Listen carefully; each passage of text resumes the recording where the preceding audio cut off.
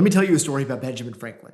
When he was serving America in Paris in the years between the American Revolution and the Constitution, he was approached by the Apostolic Nuncio, the Pope's ambassador. And the Nuncio asked Franklin, what do you think about having a bishop sent to America, appointed to America, and whom would the Continental Congress like it to be?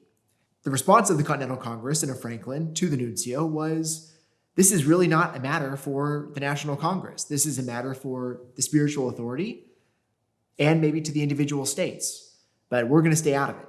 And that story really set the precedent for America's relationship with the Catholic hierarchy throughout our history. In some ways, it anticipated the relationship between the Holy See and the rest of the world and the Pope's universal jurisdiction that was clearly articulated in Vatican I at the end of the 19th century. Alexis de Tocqueville, the French political philosopher who visited America and wrote Democracy in America, noted in a private letter to a friend that something he found remarkable about the Catholic Church in America was how closely united they were to the Pope. And he credited this partly to the poverty of the American church, because it was very much a small church, an immigrant church, without a lot of resources. And so in some ways they depended financially on the Holy See. But also it was based on this idea that the Pope was totally free to appoint bishops in the United States in a way that he was not free in many other parts of the old world, where the Pope had made various treaties with political regimes that gave the political regime some role in the appointment of bishops. And so the Pope's hand was much freer in America and in the American church than it was in many other parts of the world. Pope Leo XIII was Pope at the end of the 19th century, and he had some concern for the church in America and sent some letters to the American bishops. And one thing that he really appreciated about the American political regime was that America's laws were not hostile to the Catholic religion and were not hostile to the Catholic hierarchy. He also really admired the place of religion and the thought of especially George Washington and America's founders. So even though America wasn't the highest ideal for Pope Leo XIII, it had several good things going for it. The American bishops at the end of the 19th century took note of the different philosophic strands influencing the American political project, and they argued that American institutions and the American founders built better than they knew, which to the bishops at the end of the 19th century meant that they relied upon this implicit natural law tradition, and that it's that natural law tradition that will support the goodness and longevity of American political institutions. In the mid-20th century, the most important American Catholic public intellectual was named John Courtney Murray. He was a Jesuit priest. In the year of Kennedy's election, he actually made the cover of Time magazine. He was a well-known figure, and he was even influential in the first couple years of the Second Vatican Council. Murray argued that there was an American consensus about the founding principles in America that was compatible with Catholic political thought.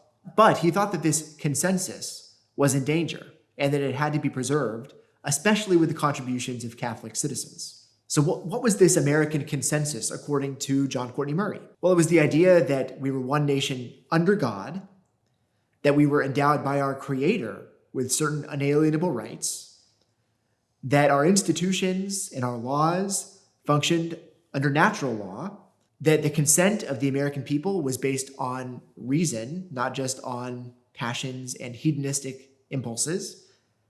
And finally, that it was important for Americans to be a virtuous people. Those were the core elements, according to Murray, of this American consensus about America's founding principles that was essential to preserve in the 20th century, and probably also for our own day. The successors of Peter, in their visits to America, have also taken note of our political principles, and they've really emphasized the parts that they think are consistent with Catholic political thought and Catholic doctrine. For example, St. John Paul II, when he made his first trip to America as Pope to Philadelphia, he commented on the Liberty Bell, and he said he liked the fact that our Liberty Bell has his Bible verse on it. He also talked about our Declaration of Independence and emphasized the connection between our founding principles and Catholic truth. Here's what he said about the Declaration. Philadelphia is the city of the Declaration of Independence, that remarkable document containing a solemn attestation of the equality of all human beings, endowed by their Creator with certain inalienable rights, expressing a firm reliance on the protection of divine providence.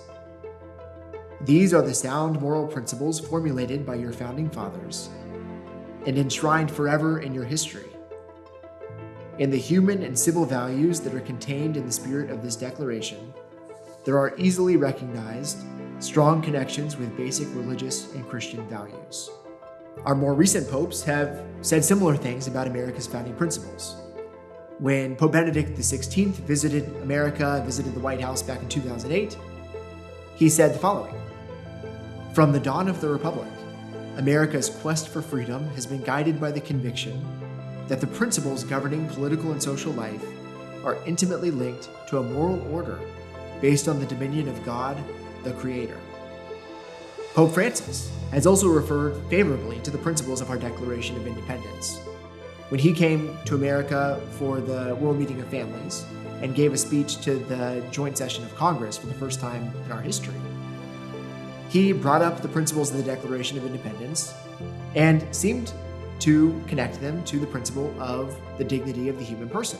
Here's what he said: "All political activity must serve and promote the good of the human person and be based on respect for his or her dignity.